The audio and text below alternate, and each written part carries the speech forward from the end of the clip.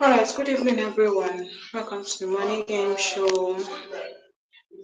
Good evening, good evening. Trust you're doing well. Welcome to the Money Game Show. All right, today.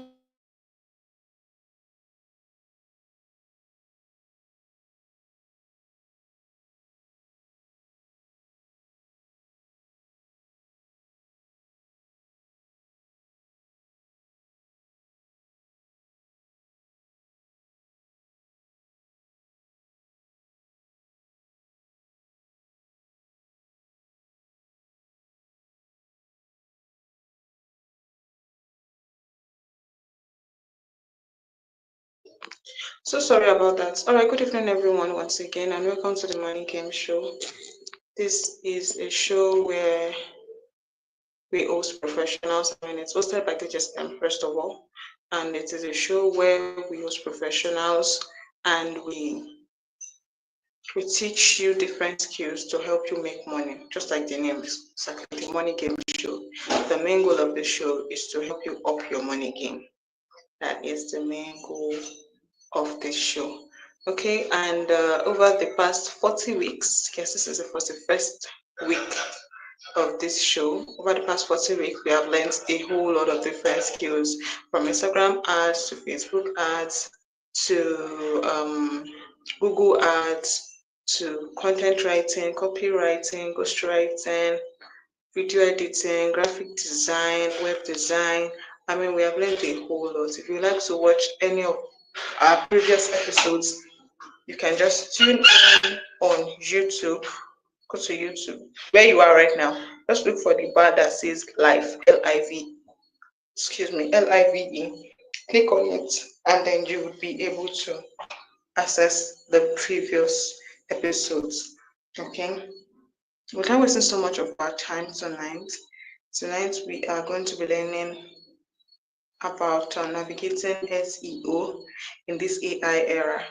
I know this AI era it has been of great help, but has also been a great disadvantage in some areas as well. But today we'll be navigating how to really use AI to our advantage as a SEO writer. Yeah, as a SEO writer. And to take us in that, we have Shuko Kadibia. Aba. He will be taking us. I hope I pronounced your name correctly. I'm so sorry. He will be taking us in this session. And yeah, over to you, Shuko. Over to you. You're muted. You're muted. You are muted. All right.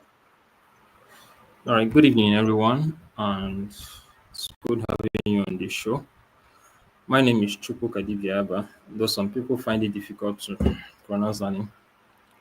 So that's my name, and I'm an SEO writer with 8 years of experience. Now to create content that aligns with search engine optimization best practices. So tonight I've been invited to take you on the topic navigating SEO writing in an AI era. I'll share my screen because I prepared a slide for this.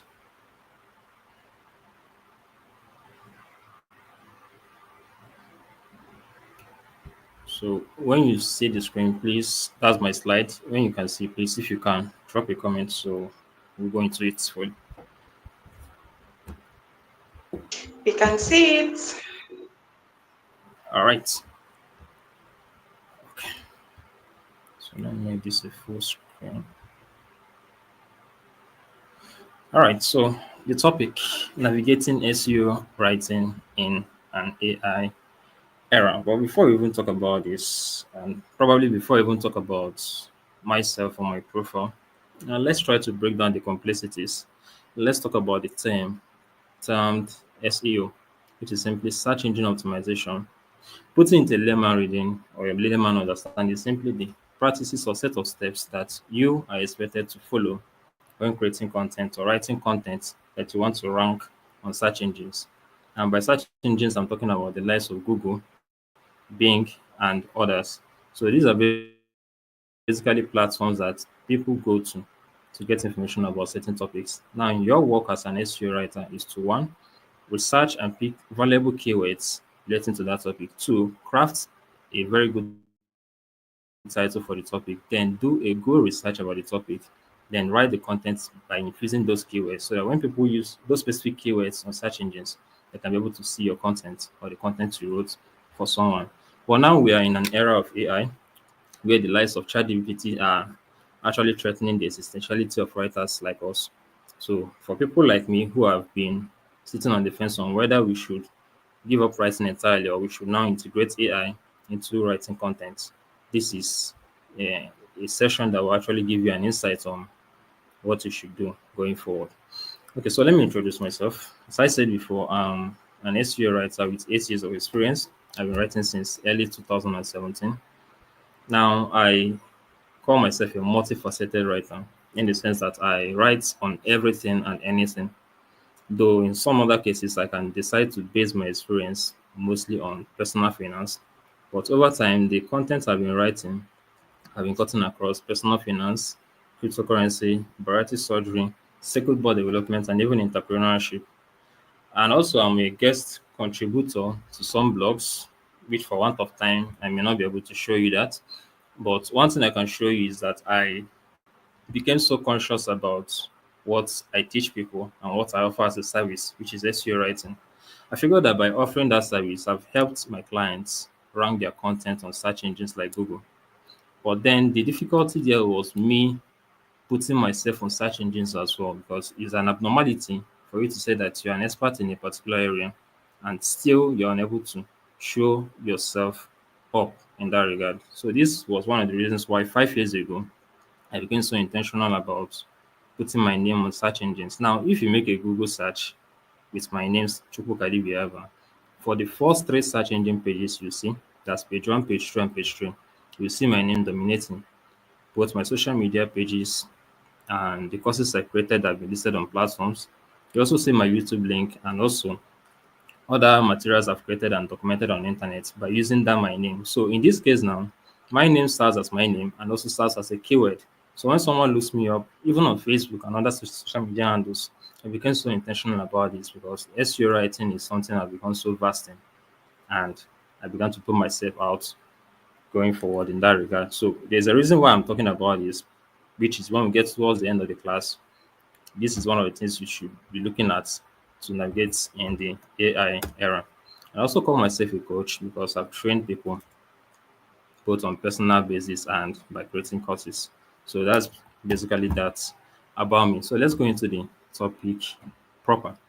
So why does this topic matter to you who's listening to me today? And what do you stand to gain from this session?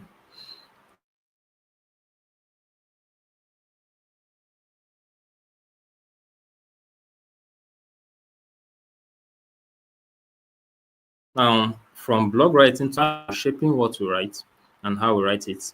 So this isn't just a technical or a technological update. It is a writing revolution which those who are seeing the writing on the wall can either pivot immediately or change their career path. So today we are going to uncover how you can remain visible, remain valuable, and still remain consistent in this industry, whether AI is doing its job or not. So we're going to dive into the exciting and sometimes the overwhelming world of SEO writing in this age of AI. We are going to explore what's changing, what's not changing, and how you can thrive in the middle of all this madness in quotes. So let's take a short poll. I don't know. This should be a comment-based poll. So, who amongst you listening to me today has used ChatGPT, which is the most popular tool we have out there? Who amongst you has used ChatGPT or any of the other AI tools to help you write content? If you have, please drop me a comment that you have, and if possible, give me an idea of what you have used these tools to write. Let's take that in a minute or two and proceed.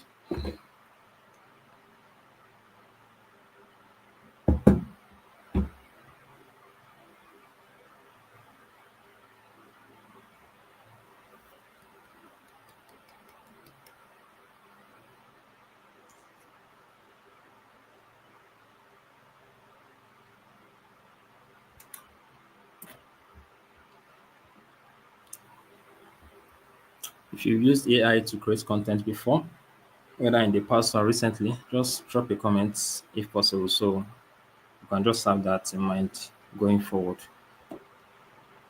Okay, I have used ChatGPT a lot to create You're a ghostwriter? content, both for my work.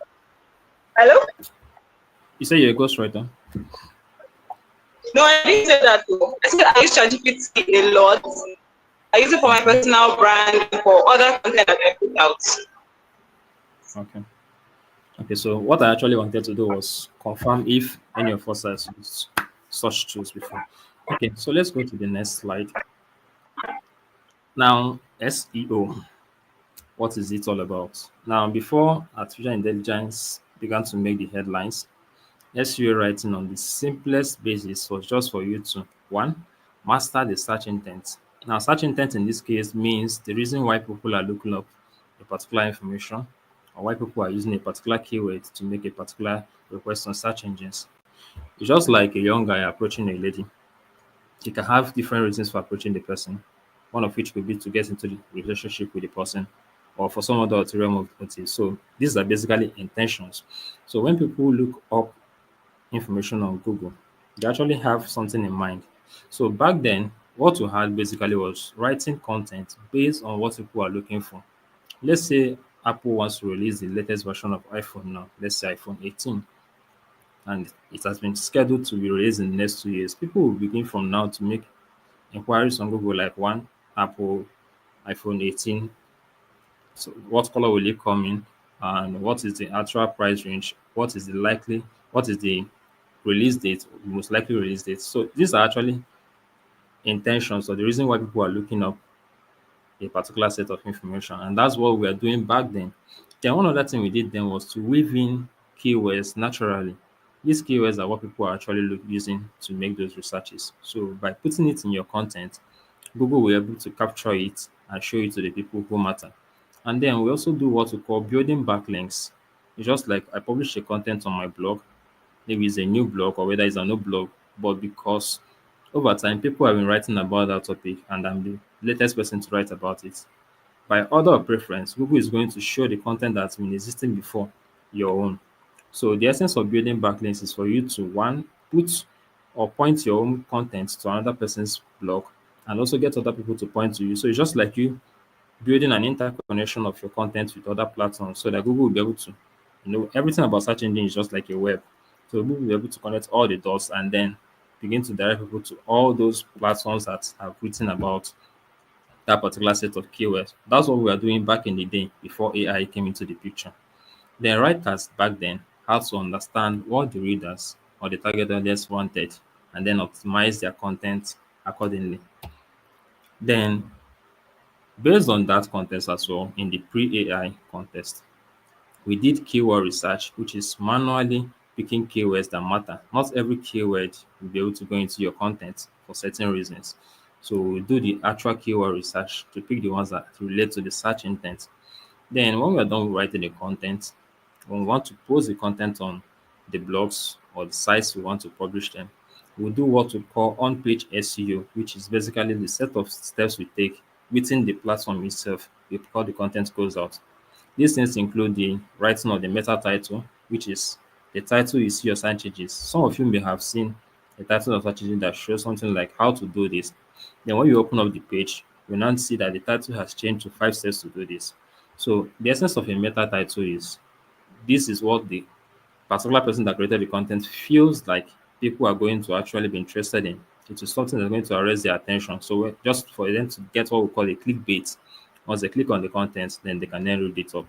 So we also do what we call meta tag, which is infusion of keywords into the content.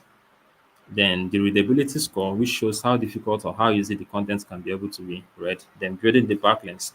Then over time, as the topic evolves, we begin to make manual updates to that topic. These are the things we did back before AI became a thing.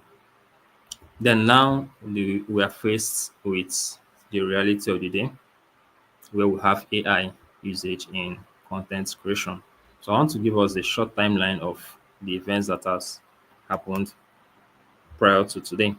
So we had what we call the GPT-2, which was released in 2019. Now, it was the first widely publicized generative AI model by OpenAI, the makers of ChatGPT. Now, among these capabilities included producing coherent paragraphs of text and enabling basic content generation. But then it had major downsides, which includes repetitiveness or going off topic. Now, this was one of the things I looked at when I created a Facebook post in December 2022, where I said that there is no need for writers like us to begin to fight AI because AI has come to stay.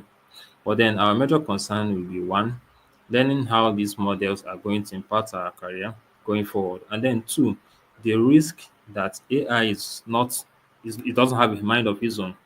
It's basically aggregating information from multiple platforms. That's why when you use ChatGPT, after it shows you the response based on your input, it will now show you sources. And when you click on it, you see multiple sites that the information has been collated from and then gathered into a single source. So that's one of the things I talked about in that post I made, and that was one of the negative impacts or negative downsides to this first generation of AI tool. Then came GPT-3 in 2020, which had an improvement from what we had before. It's improved in terms of the writing quality, and it could also mimic the human tone and style. It's also ushered in the practical use of AI for SEO content, copywriting, email marketing, and others. But then it also has its own downside, which includes being factually inaccurate, meaning that some of the information it pulls out are either outdated or incorrect entirely, and it lacks the memory or real-time awareness. Back then, you could make a research about what happened 2 days ago. ChatGPT will not be able to tell you what actually happened. It will be giving you a pre-information about many months back or years back based on that. So those were the stages of evolution of AI. Then came GPT-4 in 2023. It was best described as a multimodal, which means that it moved away from the centralized usage of giving outputs based on text to now integrating text and images. It also went further to improve in the area of reasoning. That means that it began to have a mind of its own, and it created more accurate, fact checked, and longer form content, which means that for people like us who do what we call long form content, which is from 1,000 words and above, you can use software like this to create your content from start to finish. It also came in handy for advanced SEO strategy, for doing technical writing, and for academic research purposes. Then the latest one we have is GPT 4.0, which was released last year. It was called the Omni model, offering real-time text, image, audio, which includes voice and vision interaction. It became fast, fluent, and conversational, and it understood the usage of visuals and sounds. It also had better context retention. This GPT-4o opened the door to dynamic content creation, which now moved just beyond SEO writing to include the likes of video scripting. For those who are into video content creation, you can use it to create your scripts, you can use it to schedule your podcast, and even create other interactive AI writing tools. So this is where AI came into writing, or content creation in general, and the timeline of its evolution. Probably by next year, we'll have something different from what we have today. Now, what impacts does AI have in content creation? AI can now churn out, or it can now turn out long form content from 1,000 words to 2,000 words of blog posts in a matter of seconds or minutes, depending on how you prompt it. With tools like ChatGPT, you can brainstorm your content title, optimize the keywords, and even rewrite entire sessions. But this superpower needs human oversight. Actually, AI can help you do a lot of things, but then, thankfully, AI is fighting AI in the sense that we now have AI detection tools. There are software also created to help detect if a content has been written using AI. So if you're working with a client that content manually and you stupidly decide to use AI to write it, and unfortunately for you, the client uses such software to check, that shows that you actually failed at the job and you stand the risk of losing your job. So that's why this superpower in quotes or AI tools in general need human oversight. AI usage in content creation is a welcome development because it has helped us streamline content creation But what now are the impacts in the industry?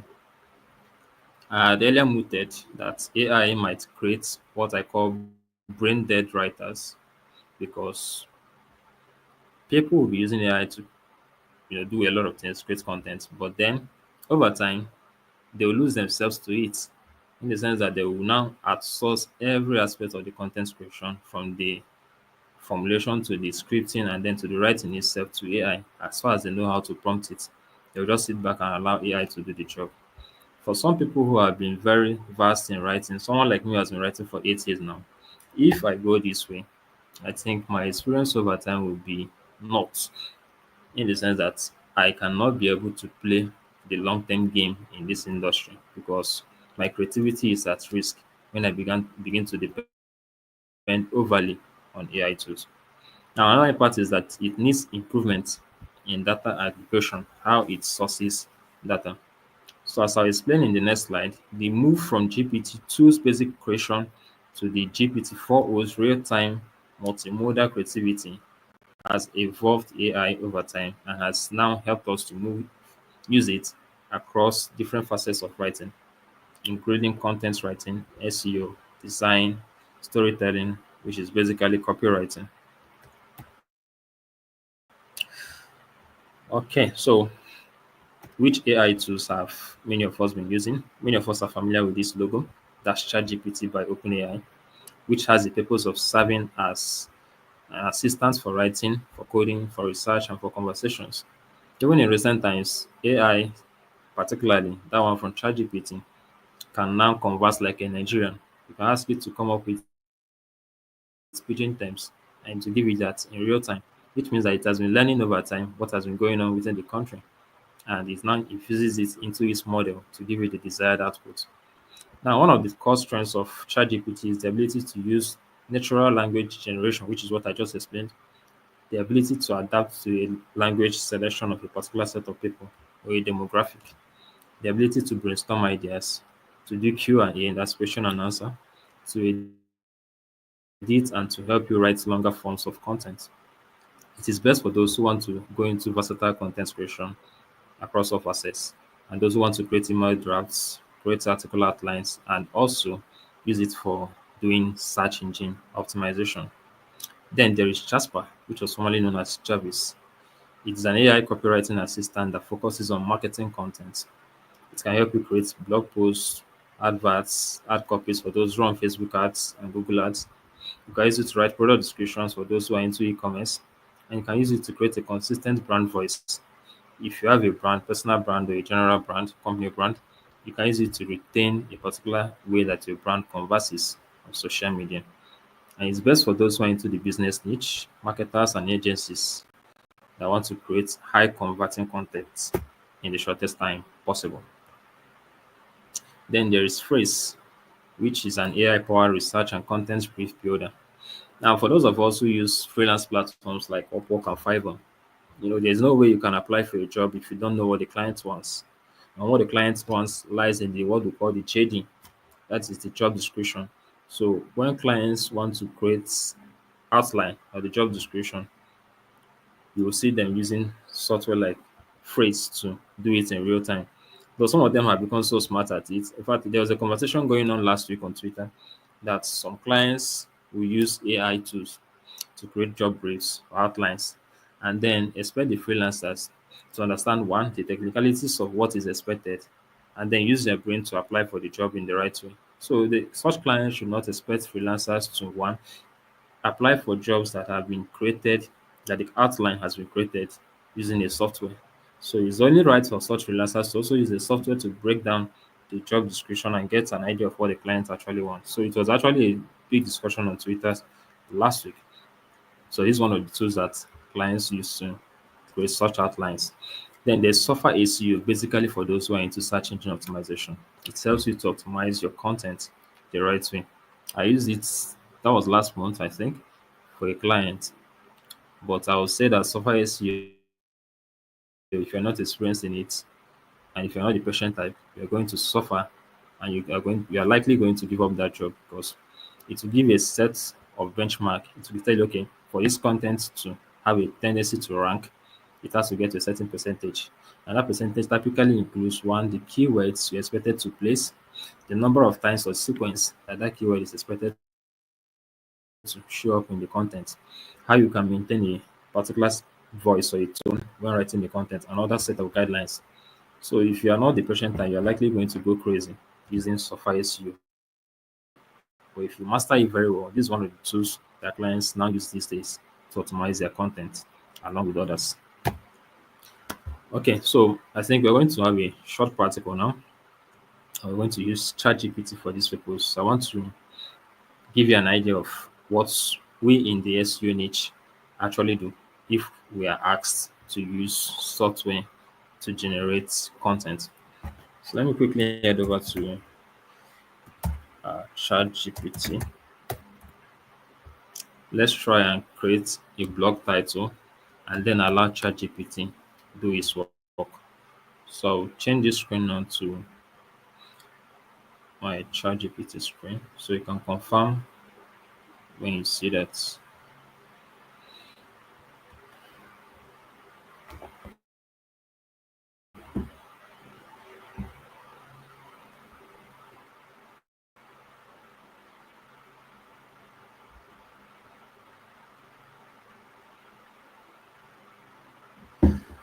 Okay, confirm if you can see the ChatGPT screen now.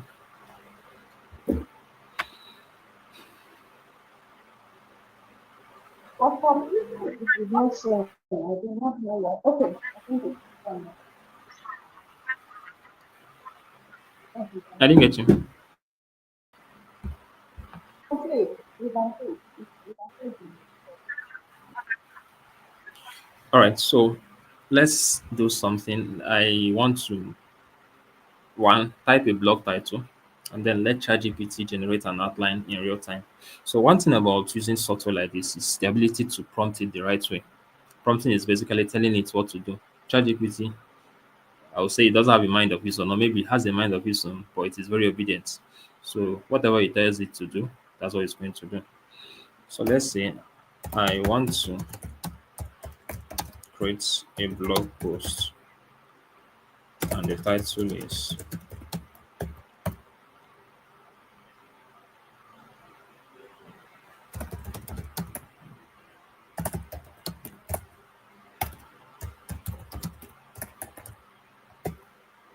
this is just a demo demonstration. So the first prompt I have is I want to create a blog post and the title is this. So this is part of the prompting.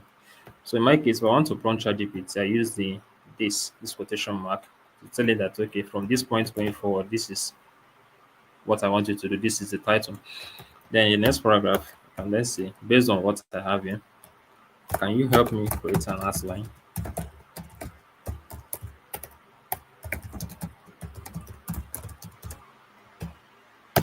And we send it.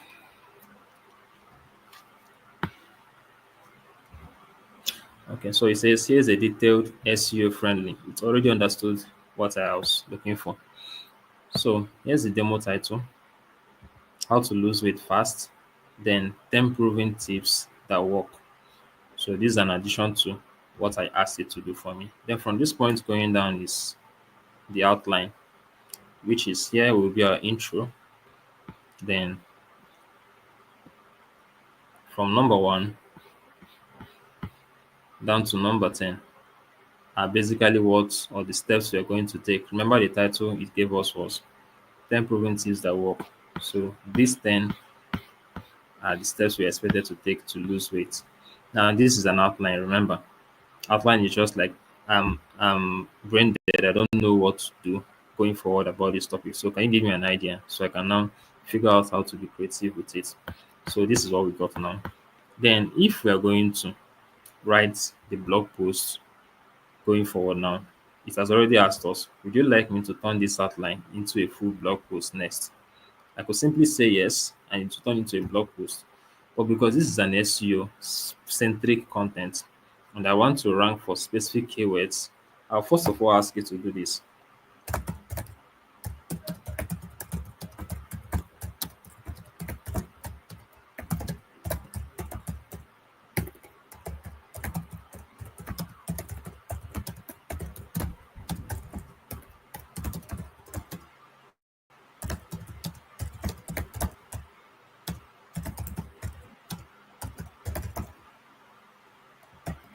So I will say, first, can you suggest the latest and easy to rank for keywords? I was intentional about this because in keyword selection, there are some keywords. If I'm using a software like SEMrush, there are some keywords that are highlighted as difficult to rank. They usually have a score from 70 upwards, but they usually have a decent search volume. They can have thousands of people looking for it every month, but they're very difficult to rank for because bigger brands have been writing content about that and they've been gaining traffic to that content. So you as a small player, yeah, or a beginner in the industry cannot rank for it. So I'm asking ChatGPT to show me the ones that are easier for me to rank for, maybe in a month or 3 months time. So this is what I'm asking it to do for me. Let's see.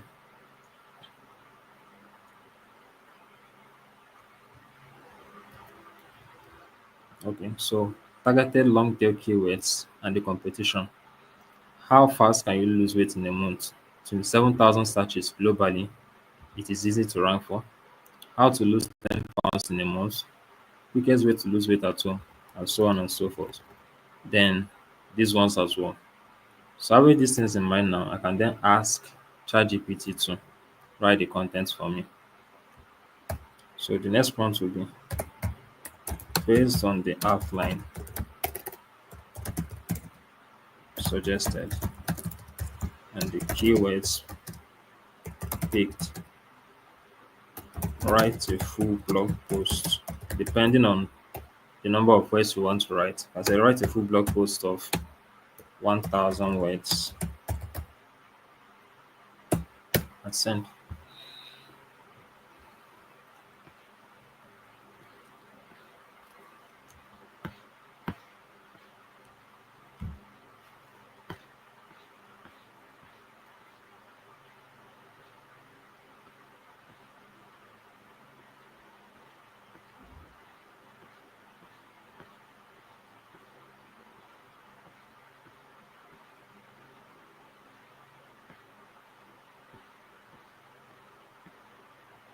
And that's it. So this is a full blog post. And unfortunately, this is what some of us do. We just prompt it this way, then we come here, copy, go to Google Docs or Microsoft Word, paste, and send. Very foolish thing to do if the client didn't ask you to use AI too. So what I will now do in this case is I do what I call manual input because there are certain places I've noticed that the words are too technical or it's very obvious that this is AI. Now, in this case now, with all these icons, it's very obvious that this is an AI suggestion. So what I can do in such cases now is I quite alright copy this and paste, but I'll now begin to make manual breakdown. Like for this number one, which I think may be a maximum of 60 or 70 words, by the time I'm rewriting it, done rewriting it, using other initiatives I will have, I may get 100 words and I will do away with all these other parts that don't make sense and actually show that they are AI, including all these hyphenations. Then I will retain the keywords, like in this case now, in setting realistic and specific goals. I've noticed that this keyword, losing 10 pounds in a month, is doable with serious effort. I can integrate this by writing it manually, knowing that this is a keyword that has a potential to rank this content on search engines. Likewise, that's what I'm going to do for these other ones. So that's basically what you're going to do if the client did not ask you to use AI to write your content. Once you are done prompting it this way, copy and paste, then open up a new page and begin to make manual contributions to rewrite everything that ChatGPT has given you. So what basically the essence of using this to do this is one, to aggregate information from multiple sources in one central place. Two, to get the keywords that you're most likely going to run for faster, especially if you don't have the enough funding to pay for premium tools like SEMrush. You can just use this to get an idea of what to integrate in the content if the client didn't give you keywords to work with. So that's basically about this. And let's go back to our slide.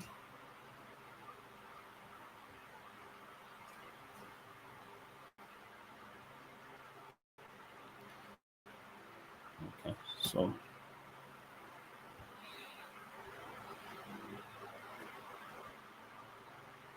So how is AI changing SEO writing? Now, the first thing is doing here is in keyword research, which you just did now, how to pick keywords. Then once you're done picking your keywords, we do what we call keyword clustering. Keyword clustering. When we're in secondary school, I don't know if you guys had this experience. You might have a group of friends and you guys will be in a certain corner discussing, probably during the break period. And the teacher will just come around and be like, why are you guys clustering here? So clustering in this case simply means the bringing together of things. So when you're done picking a keyword, the next thing you need to do, based on the current realities on ground, is to do what we call keyword clustering, which means that for every keyword you get, you're most likely going to get what we call the LSIs. The LSIs are the smaller keywords that relate to it. So it's just like you doing words and similarities. So I give an instance here that if I'm going to write about a topic that's simply about digital marketing, which is a very broad topic, I'm most likely not going to rank for it because even entrepreneur.com, even Forbes.com, and what's this guy's name? Brian Dean's Backlinko, even SEMrush, these platforms have been ranking for everything relating to digital marketing. So I cannot play in that particular aspect with them. But if I'm going to have a chance, I'll build my keyword as a cluster by building other smaller versions or variations of that keyword. So let's say I'm writing about digital marketing now. I'm going to write also about the topic, what is digital marketing as a standalone subtopic or a subheading to the main topic. I'm going to talk about benefits of digital marketing. I can also talk about how to integrate digital marketing in so and so industries. So it's me building clusters about the main keyword. So when you use AI like this now, you can be able to build your keyword research and build the clusters as well. Then we have AI imparting SEO writing in terms of content sameness in quotes. Sameness. The content sameness problem simply means that still the challenge of getting similar responses or outputs for the same topic. You see what I just did now about how to lose weight. Someone can also use a different prompt and get a similar response. The only things that may vary is the length of the sentence and maybe a couple of keywords are interchanged, but the output is usually the same. That's why I highly recommend when you get the response, you put your own aspect so that what you are putting out will be different from other people. And in that way, you'll be able to beat any plagiarism tool that want to check the content, whether it's original or not. So to solve the content sameness problem, what you need to do is to find a balance between AI and the human tone, which is just what I told you. You're writing the content. Then AI is faster, but not always better. In the sense that by using AI, you can speed things up, but you need to still make personalized inputs to prevent redundancy. Then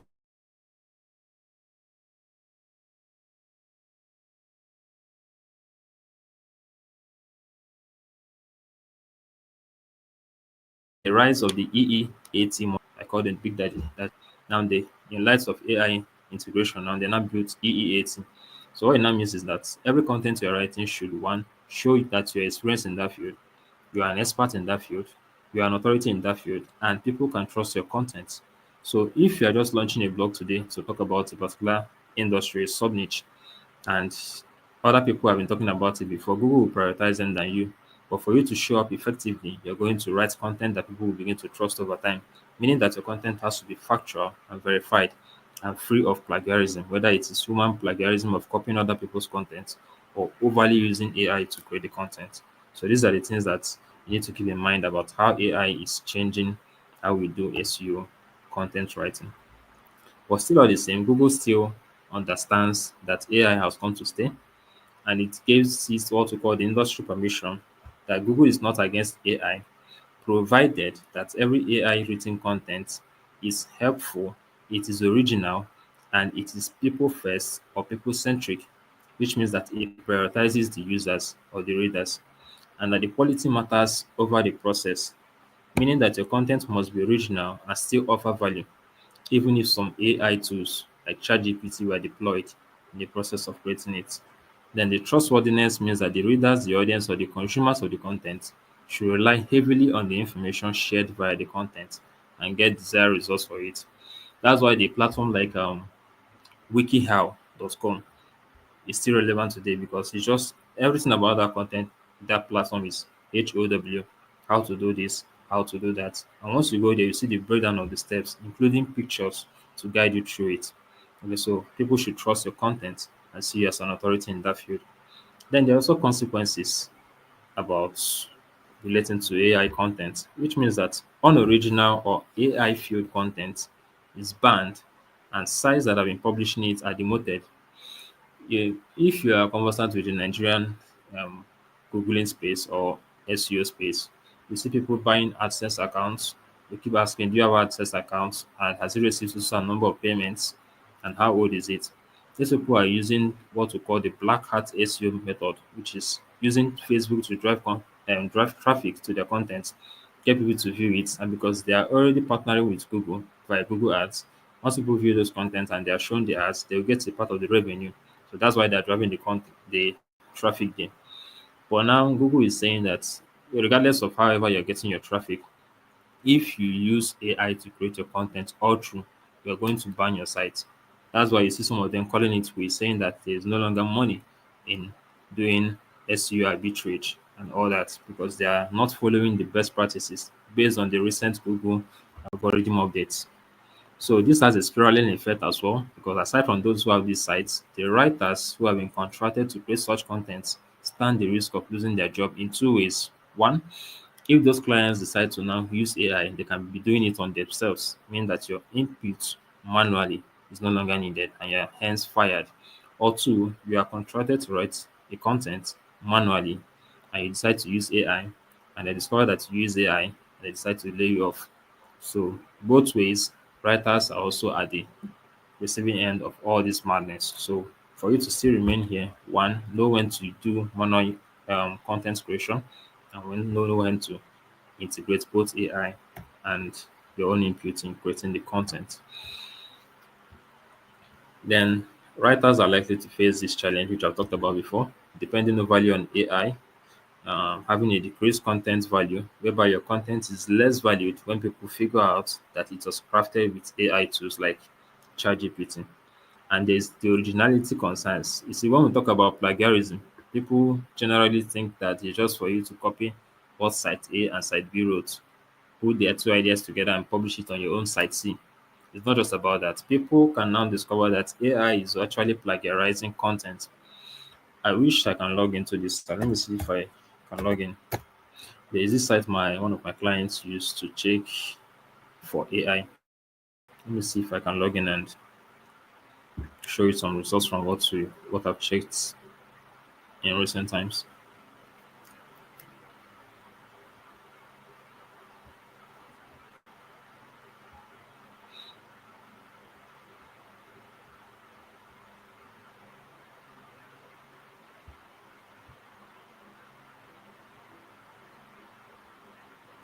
So when I'm talking about AI plagiarism and all that, one of the sites that we use is called originality.ai. What this site does is to check the content you wrote, whether it has elements of AI. Let me show you the ones I did. I think that was 2 or 3 days back for these clients of mine. So this is 10:07. That was 2 days ago, 8:13 p.m. Now from this here now, this content is how to withdraw from BC game. Everything about this was reviewing online casino games and online casino platforms. So from what I had here, based on the check I got, it marked it as 12% AI content and 8% original. The first one I checked here, the one below it was 44% AI and 56% original. And based on the guideline the client gave me, he was expecting at least 75% originality, which is 75% manual input. So that's why this particular check I did here did not pass. So I kept reworking it, and this was 8:11 p.m. Then the next 2 minutes, I was able to get it to 88% and then submitted to him. So have it in mind that clients are now very serious about checking whether your content is original or not. So for those of you who think they are very smart, their clients will not know. You'll be shocked at what will happen when they call off your contracts. So let's go to the next one. There's high competition these days because of AI. The jostle for more AI writers mean that there's a declining request for those who write content manually. If you go to Upwork, you see clients asking for freelancers who are versed in using specific tools, specific AI tools. If you know how to use software SEO, if you know how to use ChatGPT to prompt and all that. So if you are still focusing only on using your initiative to write, I don't think you play very long in this current dispensation. So know how to balance both sides of the equation to still remain relevant. Then the opportunities as well include that the human beings can collaborate with AI, what I call the human AI collaboration. Your voice remains your superpower. AI can write, but it can't think literally. So it's best for you to use it to do your research, ideate, that is, create or set your outlines. In this case, optimize for SEO. Then you can do the manual work of rewriting and putting your own initiative into work. Authoritativeness meets storytelling. There's still a demand niche authority and storytelling. The best writers that thrive now are those versed in certain niches and who know how to use story-like content format. These days, you don't want to be a jack of all trades and a master of none. You want to play in a particular industry. If someone wants to hire me today, the person knows that I am versed in at least three areas, which are my strongest points. I can write cryptocurrency content for you, even with my eyes closed. I can create casino content for you, whether it's reviewing casino sites or reviewing casino games like slot machines, table games, and the rest. I can also create content about personal finance, how to manage your money. So when you're authoritative in a certain way or a certain niche, people know that you are the go-to person to contact when a certain kind of job comes in. Then there's still a demand for human voice. There's still a high demand for humanized content. And there are also tools that you can use to, after getting output from ChatGPT and the rest, put it there for you to rewrite it like a human being. All these things are also part of the AI tools. Then there's the fact checking. This is an opportunity for writers, whereby AI writing tools may give inaccurate information. The work of the writer is to tap into this ecosystem and verify facts before the content goes live. So think of yourself as an AI editor. You see, when we write exams in school, maybe in the university, and God forbid you did not read very well or you're very unsure of yourself for that examination. When the vigilator begins to go around to check what people are doing, this set of people begin to fidget. They get afraid because they are not writing, and the vigilator may got curious and begin to change their positions. Now, in this case, that's what I call invigilating the invigilator in an exam. The work of the invigilator originally was to check you what you are doing in the examination hall from the start to the finish. But when you don't know what you are doing, or when you are already involved in examination malpractice, either for copying from someone or having something with you begin to invigilate the invigilator. You now begin to be on the lookout whether the invigilator is coming. And that's what you're supposed to be doing now in the era of AI in content creation. So think of yourself as an AI editor, whereby you are fact checking what AI gives you to check if what it gives you is actually correct or not. So this is an opportunity for you. With time now, we begin to see demand for AI editors, those who can edit content written by AI. So begin to make your research and position yourself for the opportunities that are coming. Then the best practices, I highlighted them as writing SEO content with AI support.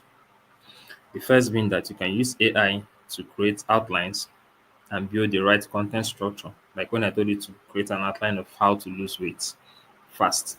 Then you can optimize it for people first and algorithm second, which means that you should be writing the content with people in mind. That's where you begin to play around with your pronouns. Instead of just saying do this, you can just say you should do this. This is the time to do this, and you can consider doing this. Try to personalize your content. Quite all right, you're trying to infuse keywords so that search engines, the algorithm can pick it up. But then still write for the people. Keep people in mind when you're writing the content because it's the people who say the content. Maybe someone reads the content in a blog that was not known and sees the information there, begin, okay, I'll share this to other people, and other people share it to other people. Before you know it, your content goes live and begins to go viral, even without ranking on search engines. So write for people first, and then write for the algorithms second. Then you should add personal insights, expert interviews, and case studies. Personal insights is your opinion about that topic, what you think. Maybe towards the conclusion, you say, I think that this is what should be done. in addition to what I've talked about in the content. Then expert interviews is if you know how to go about it, if you know how to use research platforms like ResearchGate, especially for technical topics, you can get interviews from experts in that industry and add their idea or their perspective of that topic in quotes. That's what we call expert interviews. Then you can build case studies. Case studies is this is what is existing and this is what was the end. So from what took us from this point to this point, these were the steps that we are taking. So these are the things that will help you to integrate AI when writing your SEO content. Likewise, you want to keep up with the SEO tools that are being launched and also the algorithm updates on Google. Then keep looking out also for the best keywords to use. Then finally on this, you don't want to rely heavily on AI for the final draft of the content. Don't expect it to write everything for you and not expect it to get the real-time insights from experts or the thought leaders in a particular niche or industry. Then for you to stay ahead, keep upskilling, which means keep getting more skills in this regard. Get AI and SEO certifications. Subscribe to newsletters, whether paid or free, that talk about how the industry is changing. Then stay current with what is going on in terms of Google updates, the current trends, and via blogs. Blogs like Search Engine Journal and Backlinko by Brian Dean. And even SEMrush has a blog section that talks about everything SEO. So follow these things to stay updated. Then build subject matter authority. Be known as an expert in a niche or two. Then grow a niche personal brand. This was what I wanted to talk about, and I said I was going to talk about it towards the end of the session. When I started, I said I've been intentional about putting myself out there. Let me take a few minutes to show you what I mean.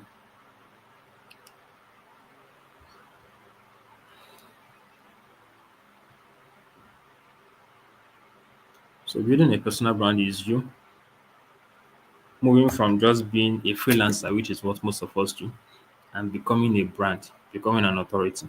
So when someone looks up Chubu Gadibia on Google now, let's see what the person is likely going to see.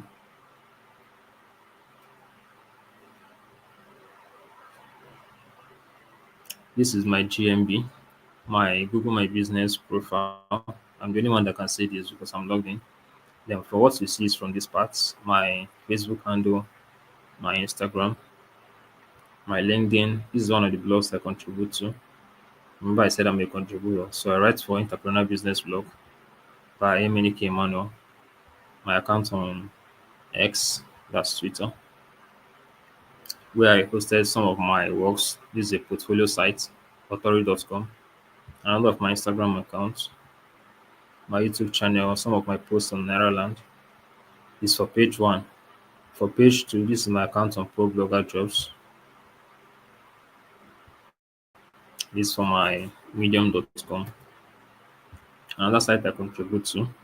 Another site I contribute to. This is a platform where my course is hosted off camp. Likewise, even in the image section, when you check out my name, you'll likely see me dominating. So this is what I'm talking about, you building a personal brand. My course on seller.com, and that site I contribute to. So this is about building a personal brand. Then about building a personal brand too, beyond the naming, it depends on your objective. Because for someone like me, I know that with time I will no longer focus just on content writing and all that. I keep evolving my brand.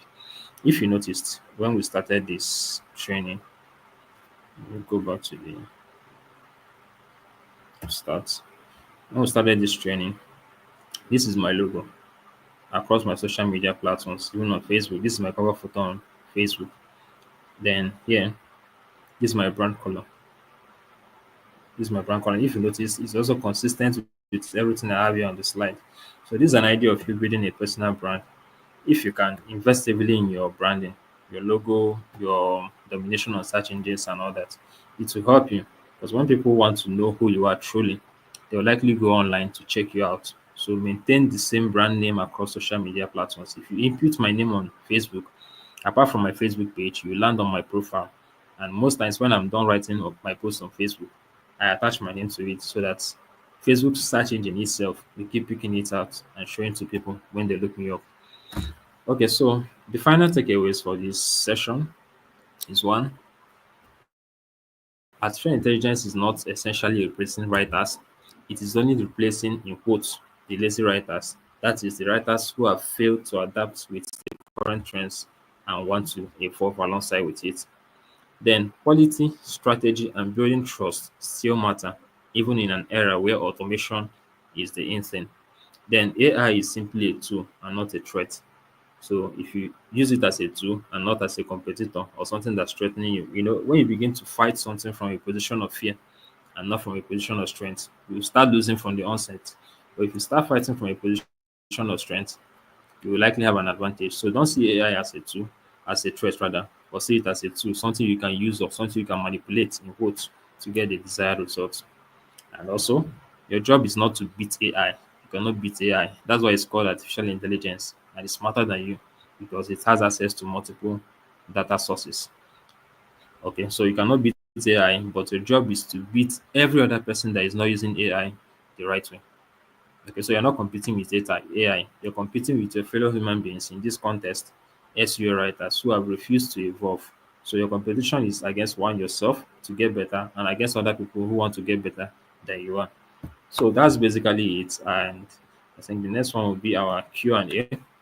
If you have any questions, this is the right time for us to take it because I understand that this is supposed to be an hour class and this is 9:05. So let's have your questions and we'll wrap it up.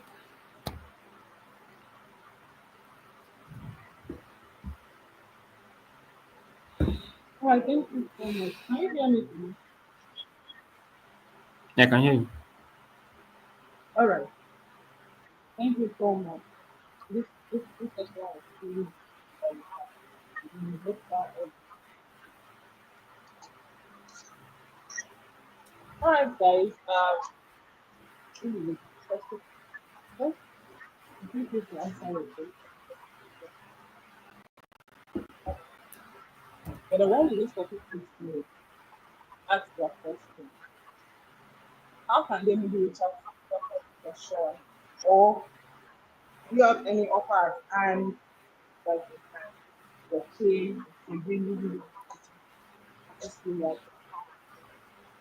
Okay, yeah, I have a course titled SEO Income Puller. Let me share the screen for that.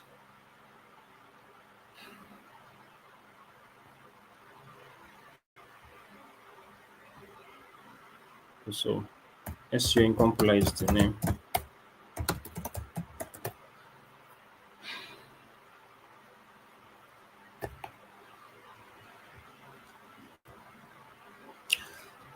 I simply go to seoincomepuller.com. That's the name of the course. So this is my landing page. I talked about everything I did to get to where I am today as an SEO writer, and actually where I started from. This was a year after I started writing. This was 2018. One of the contracts I got. This was from Netherlands before I got skilled to offer my service to foreign clients via Upwork and other platforms. So when you go to the page, you see everything I've talked about, including what you're going to learn from the course itself, where I talked about the modules. See if I can get that.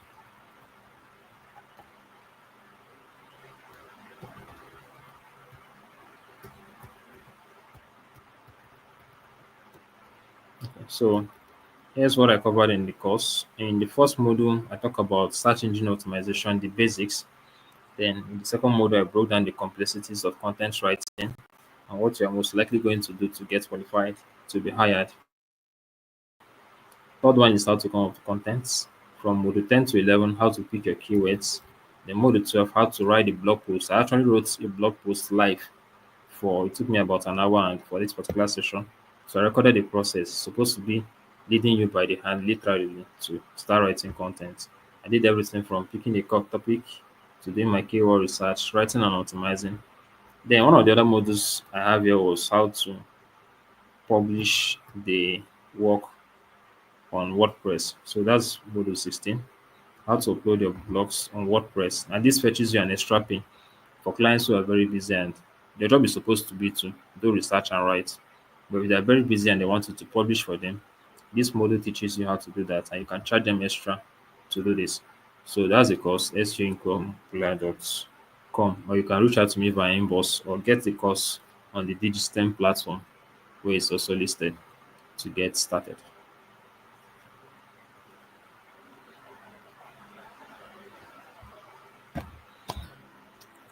Okay, do we have further questions?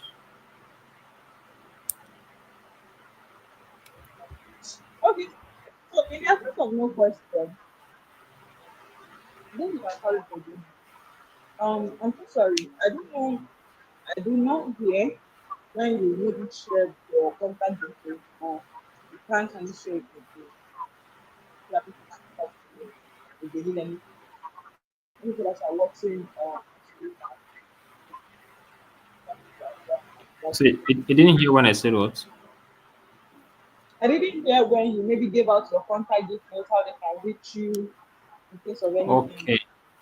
I didn't actually give it out. I was saying that they can go to seoincompler.com where the site is where my course is actually listed. This is my landing page to read up what the Mm. course covers. They can get it here, or they can go to Digitstem platform. It's also listed there. Then my contact details. You want me to give it out? It doesn't have to be a phone number if you're not comfortable with that. It can be Twitter handle, can be an email, anywhere that they can reach you. Okay, then they can simply follow me on Facebook.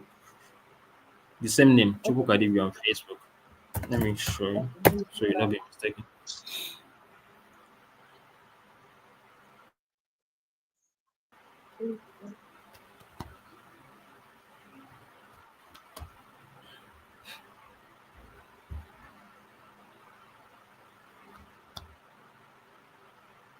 Okay, so you can hit me up on Facebook as well. Chukwu is the name. That's the profile.